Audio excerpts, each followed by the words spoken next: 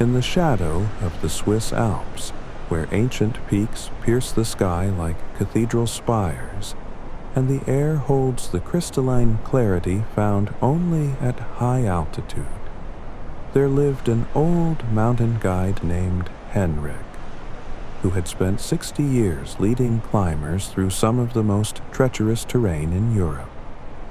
But this is not a story about Henrik's legendary ascents or his encyclopedic knowledge of glacial routes and weather patterns. This is the story of his final season, and of Magnus, the great Saint Bernard, who had been his companion for the last 8 years of their shared journey through the mountains. Magnus was no ordinary dog. At 140 pounds, with a coat the color of burnished copper and markings that seemed painted by the hand of an artist who understood the aesthetics of mountain landscapes, he possessed an intelligence and intuition that had saved more lives than Henrik could count. Together, they had rescued avalanche victims from impossibly deep snow, guided lost climbers through whiteout conditions, and served as the bridge between human ambition and the unforgiving reality of alpine environments.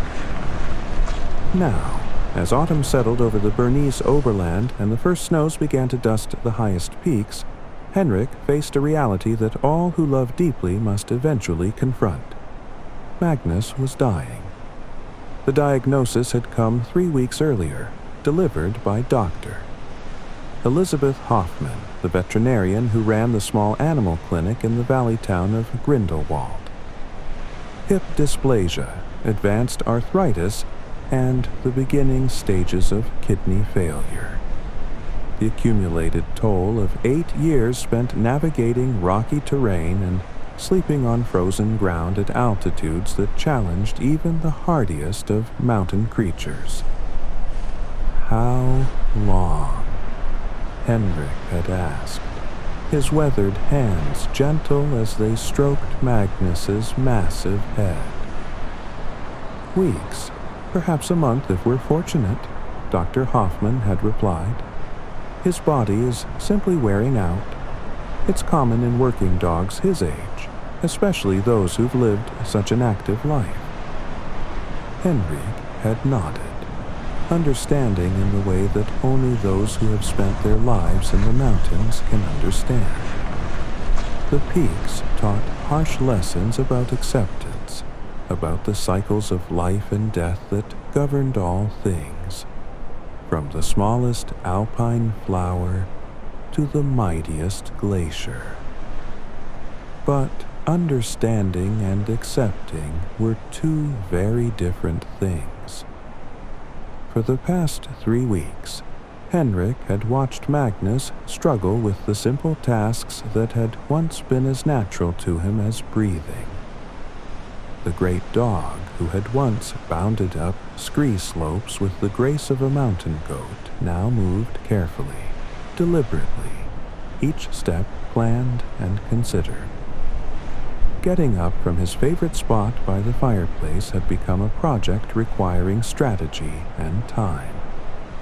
The stairs to Henrik's second-floor bedroom, which Magnus had climbed thousands of times over the years, now presented an insurmountable challenge. But it was the look in Magnus's eyes that broke Henrik's heart most completely. There was no self-pity there. No confusion or fear, only a kind of quiet dignity that seemed to say, I understand what's happening, and I'm ready to face it with the same courage I have shown on every mountain we've climbed together. The decision to make this their final season had not been difficult. Henrik had already been considering retirement. At 73, he was among the oldest active guides in Switzerland, and his own body carried the accumulated wear of 6 decades spent at altitude. But it was Magnus's condition that made the choice inevitable. If these were to be his companions' last weeks, Henrik wanted them to be spent doing what they both loved most: walking the high country together, breathing the thin air of the peaks, watching the sunrise paint the glaciers in shades of rose and gold. They had planned one final journey, a 3-day trek through the Jungfrau region that would take them past some of their most cherished memories. Not the dramatic rescue sites or the challenging technical routes that had made Henrik's reputation, but the quiet places, the hidden alpine meadows where they had rested during long summers, the viewpoints where they had watched storms gather and dissipate over distant peaks, the small mountain huts where they had shared countless meals with fellow climbers from around the world. The morning of their departure, Henrik prepared Magnus's pack with the same care he had always taken with expedition gear. Extra padding for the joints, medications wrapped in waterproof containers, and, breaking every rule of proper mountain nutrition he had ever taught his clients, a selection of treats that Magnus had always loved, but which Henrik had rationed carefully over the years to keep him in peak physical condition. "Today we forget about proper diet," Henrik said, offering Magnus a piece of the rich Swiss chocolate that the dog had always eyed longingly when Henrik's clients shared their emergency rations. "If the mountains can take away your strength, then I can give you chocolate." Magnus accepted the treat with the grave dignity that had always characterized his approach to new experiences, his dark eyes holding what Henrik could swear was amusement. The chocolate disappeared in 2 careful bites, and Magnus looked expectantly at the pack, as if to say, "What other rules are we breaking today?" The first day of their journey took them along familiar trails, past the waterfalls and through the forests that had served as the backdrop for thousands of their shared adventures. Magnus moved slowly but steadily, stopping frequently to rest in the spots where he had once paused only long enough to check the wind direction or scan for weather changes.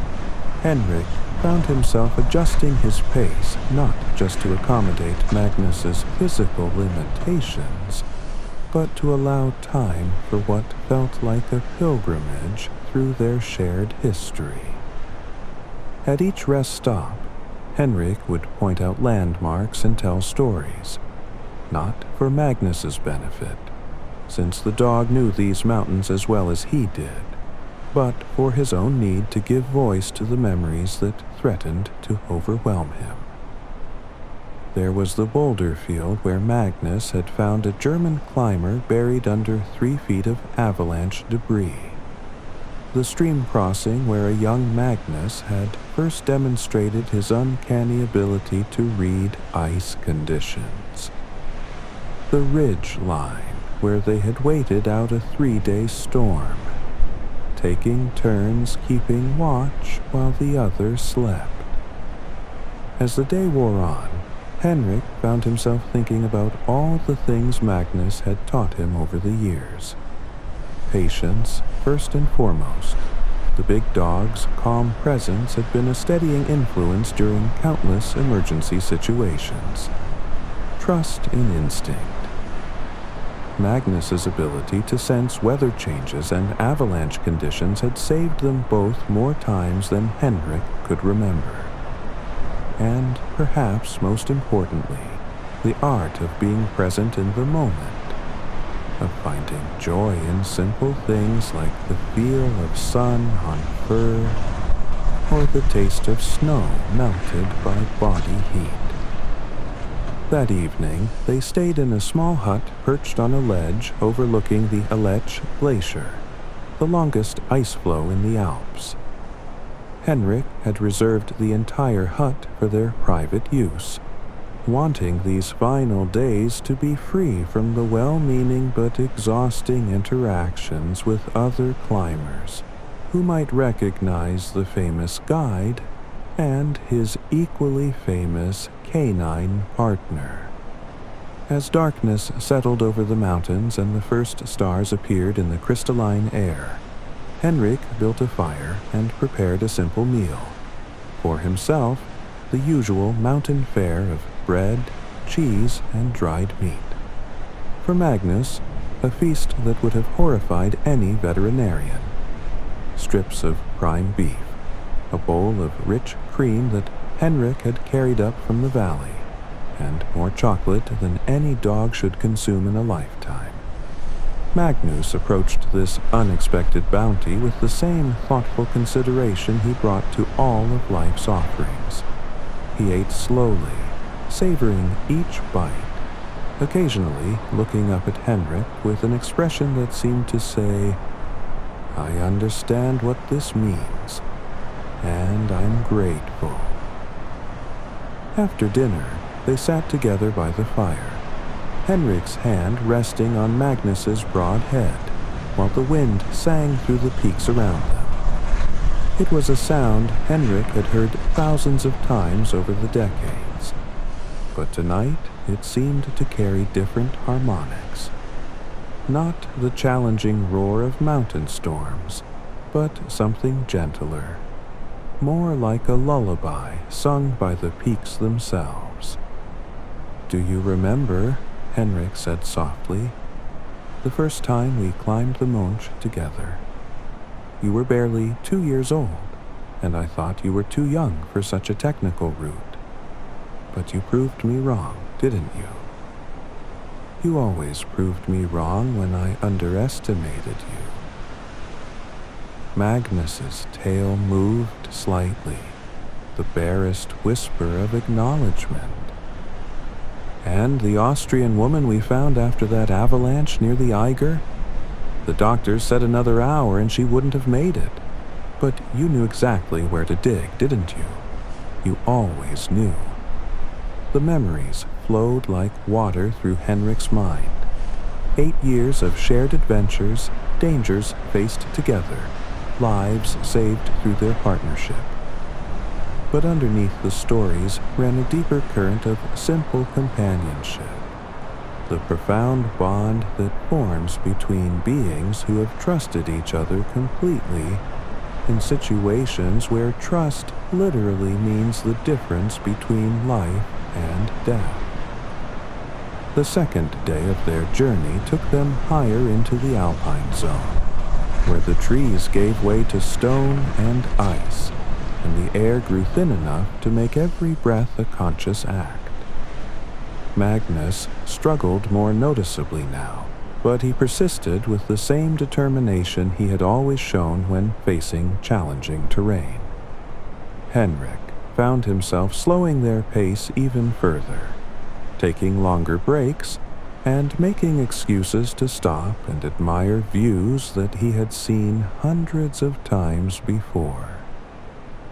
At one particularly spectacular viewpoint, where the trail crossed a narrow ridge with drop-offs on both sides and the entire Jungfrau Massif spread out before them like a frozen cathedral, Henrik called for an extended rest.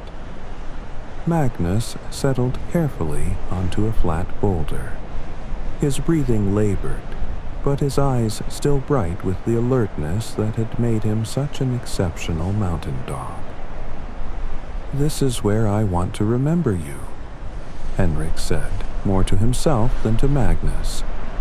"Right here, with the mountains all around us and that look in your eyes that says you're ready for whatever comes next." As if understanding the significance of the moment, Magnus raised his great head and looked out over the peaks with the same intensity he had always brought to scanning for weather changes or potential hazards. For a few minutes, he was again the powerful, confident guardian of the mountains, the dog whose presence had given Henrik the courage to attempt rescues that would have been impossible alone. But then Magnus settled his head back onto his paws, and the illusion faded. He was once again an old, tired dog whose body was failing, despite the undiminished spirit that still burned in his dark eyes. That night, they stayed in another mountain hut, this one even more remote and perched at an altitude where the silence was so complete it seemed to have weight. Henrik prepared another feast for Magnus, this time including a wedge of the aged Gruyere that was produced in the valley below. Cheese that cost more per pound than many people spent on food in a week. Magnus accepted each offering with the same dignified gratitude, eating slowly and deliberately, as if he understood that these flavors might be among the last he would experience.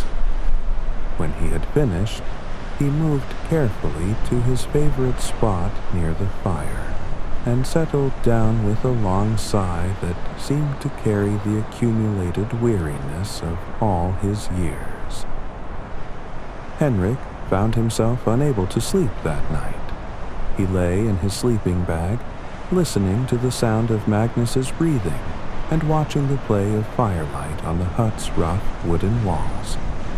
Outside, the wind had picked up, creating the familiar symphony of mountain sounds, the whistle of air through rocky spires, the distant rumble of glacial movement, the almost inaudible sigh of snow settling on steep slopes. These were the sounds that had provided the soundtrack to their partnership, and Henrik tried to memorize them, to burn them into his memory along with the sight of Magnus sleeping peacefully by the dying fire. Tomorrow would be their final day together in the mountains, and Henrik was not sure he was ready for what would come after. The third day of their journey was the hardest, not because of the terrain. They were actually descending now, following a gentle path that would eventually lead them back to the valley, but because each step brought them closer to the moment Henrik had been dreading, since Dr. Hoffman had delivered her diagnosis. Magnus moved even more slowly now, stopping frequently to rest and showing clear signs of discomfort despite the pain medications Henrik had been giving him. But there was something else in the great dog's demeanor, a kind of peaceful acceptance that reminded Henrik of the way experienced climbers approached the most challenging sections of a route, with calm focus and the understanding that some things simply had to be endured. As they walked, Henrik found himself thinking about all the lessons Magnus had taught him over the years, the importance of loyalty and trust, the value of patience in the face of seemingly impossible challenges, the art of reading subtle signs in the environment that could mean the difference between safety and disaster. But perhaps most importantly, Magnus had taught him about dignity in the face of adversity, about facing difficulties with courage rather than complaint. Now, in these final hours, Magnus was teaching him one last lesson: how to let go with grace.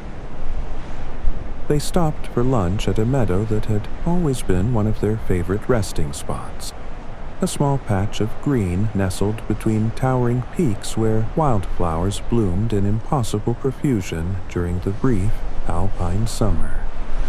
Now, in late autumn, the flowers were long gone, but the meadow still held a kind of magic, a sense of peace that seemed to emanate from the very ground. Henrik spread a blanket on the grass and unpacked what he knew would be Magnus's final mountain meal. more treats, more forbidden foods, more small indulgences that he had withheld during all their years of careful attention to proper canine nutrition. A piece of the bratwurst that Magnus had always eyed longingly when they shared meals with other climbers.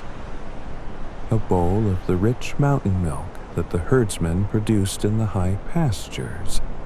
Even a small portion of the honey cake that was a specialty of the local bakeries. Magnus approached this feast with the same measured consideration he had shown to all the offerings of the past 3 days. He ate slowly, savoring each bite, occasionally looking up at Henrik with an expression of profound contentment. When he had finished, he moved to his favorite spot on the blanket and settled down with a long sigh, his great head resting on Henrik's lap. They sat together in the mountain silence, surrounded by peaks that had witnessed their partnership from its beginning to what would soon be its end. Henrik stroked Magnus's head and spoke softly about their shared memories, about the climbers they had helped and the adventures they had shared, about the simple joy of walking in the high country together. "You've been the best partner anyone could ask for," Henrik whispered. "And I want you to know that when your time comes, whenever that is, you'll go knowing that you've lived exactly the life you were meant to live." Magnus's tail moved slightly, the barest acknowledgement, and Henrik felt a peace settle over him that he hadn't experienced since Dr. Hoffman had delivered her diagnosis. This was right. This place, this moment, this gentle transition from one phase of existence to whatever came next. As the afternoon sun began to sink toward the western peaks, casting the meadow in the golden light that photographers traveled from around the world to capture, Henrik knew it was time to begin their final descent. Magnus rose carefully from the blanket, moving with the deliberate precision that had characterized all his actions over the past weeks, and looked up at Henrik with eyes that held no fear, only trust. The walk down to the valley took longer than it ever had before, but Henrik was in no hurry. Each step brought them closer to the appointment he had made with Dr. Hoffman, the gentle ending that would spare Magnus the indignity of further decline. But each step also carried them through landscapes that held a lifetime of shared memories, and Henrik wanted to honor every one of them. As they reached the edge of the village, with its tidy chalets and flower boxes that somehow managed to bloom even this late in the season, Magnus stopped and looked back toward the mountains one final time. The peaks rose behind them like a wall of stone and ice and snow, their summits catching the last rays of sunlight and glowing with the kind of ethereal beauty that had drawn climbers to these heights for generations. Henrik followed Magnus's gaze, understanding that this was the dog's way of saying goodbye to the mountains that had been their shared home for 8 years. When Magnus finally turned away and continued walking toward the veterinary clinic, Henrik felt something shift inside his chest. Not quite acceptance, but something approaching it. Dr. Hoffman was waiting for them in the quiet examination room that overlooked the village square. She had prepared everything in advance, understanding that this was as much ritual as medical procedure, a ceremony of transition that required dignity and grace rather than clinical efficiency. "He's had a good final journey," she said, looking at Magnus with the respect due to a legend. You can see it in his eyes. He's at peace with what's coming. Henrik nodded, unable to trust his voice. Magnus had settled onto the soft blanket Dr. Hoffman had prepared, his breathing steady and calm, his dark eyes holding the same alert intelligence they had always carried, but now touched with something that might have been gratitude. "Thank you," Henrik whispered, speaking not to Dr. Hoffman but to Magnus himself. "Thank you for 8 years of perfect partnership. Thank you for teaching me about courage and loyalty and the art of reading the mountains. Thank you for all the lives we saved together, and for showing me what it means to face the impossible with dignity." Magnus's tail moved once, a final acknowledgement, and then he settled his great head onto his paws with the same peaceful acceptance he had shown throughout their final journey. As Dr. Hoffman administered the gentle injection that would ease Magnus into his final rest, Henrik kept his hand on the dog's broad head, offering the same steady presence that Magnus had provided for him during countless emergency situations in the mountains. The transition was so gentle, so peaceful, that it seemed more like falling asleep after a long day's climb than any kind of ending. In the silence that followed, Henrik felt the weight of 8 years of partnership settle into memory.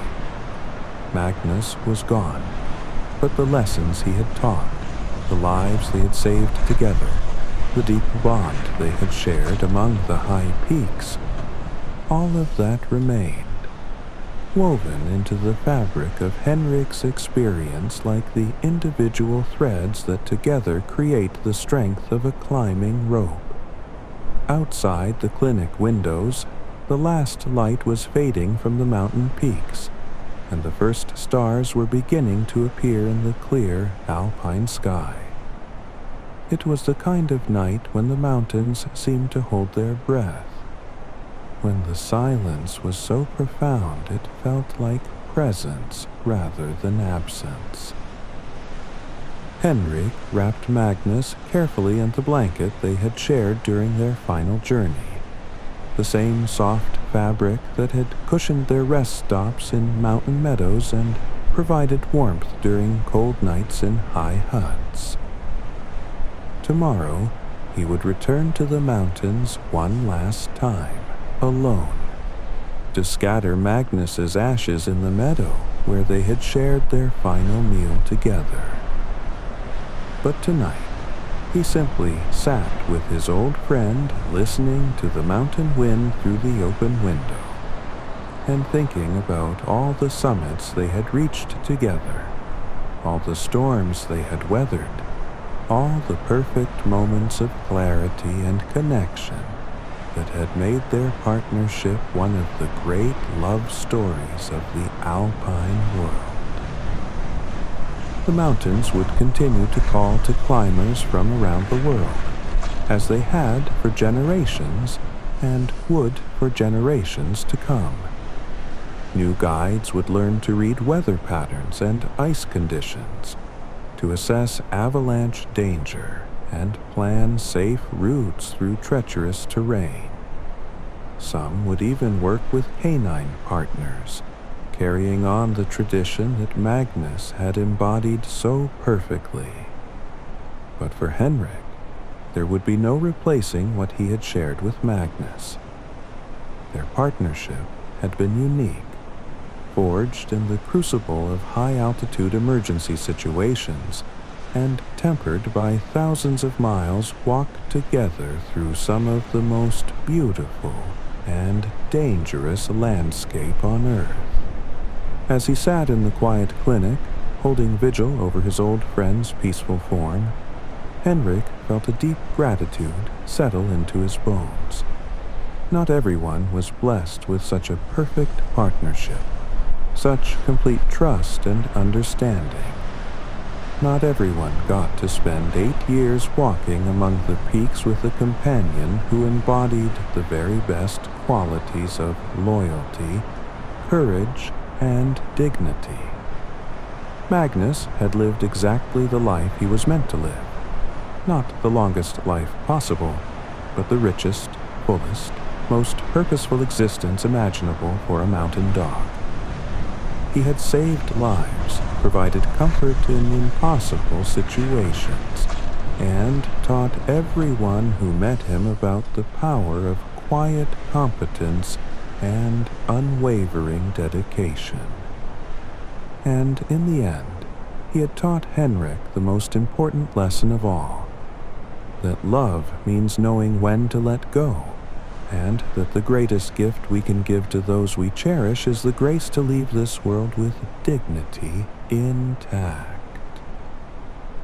The mountain wind continued to whisper through the valley as Henrik sat with Magnus, surrounded by the eternal presence of the peaks that had been their shared home, their classroom, their sanctuary.